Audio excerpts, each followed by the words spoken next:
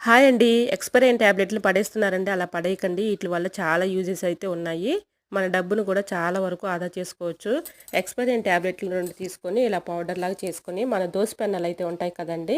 వాటిని చక్కగా ఈజీగా క్లీన్ చేసుకోవచ్చు. వెనక వైపున బాగా డస్ట్ పట్టేసి ఉంటుంది కదండీ! అలా ఉన్నప్పుడు కొంచెం టాబ్లెట్‌లు 2 పౌడర్‌లాగా చేసుకొని, దీనిపైన వేసుకొని, కొంచెం విమ్ జెల్ ఏసుకొని చక్కగా క్లీన్ చేసుకోవచ్చు.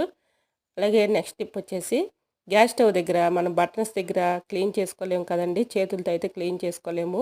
అలాగా 1 మంత్కి ఒకసారైనా చక్కగా ట్యాబ్లెట్ సీడ్స్ అయితే ఉంటాయి కదండి, ఖాళీ అయిపోయినవి. అదొకటి సీడ్ తీసుకొని ఇలాగా బటన్స్ దగ్గర ఉన్నటువంటి డస్ట్ని ఈజీగా రిమూవ్ చేసుకోవచ్చండి. ఇలా ట్యాబ్లెట్ సీట్లు అయితే అయిపోయినాయి పడేస్తూ ఉంటాం కదండి, ఇలా యూజ్ చేసుకోవచ్చు. ఈ బటన్స్ దగ్గర ఉన్నటువంటి డస్ట్ని ఈజీగా రిమూవ్ చేసుకోవచ్చు. ఫుల్ వీడియో కావాలంటే యూట్యూబ్ ఛానల్లో ఉంటుందండి, తప్పకుండా చూడండి. ఇలాంటి మరెన్నో ఇంట్రెస్టింగ్ వీడియోస్ కోసం నా ఛానల్ లైక్ చేసి సబ్స్క్రైబ్ చేసుకోండి. Thanks for watching.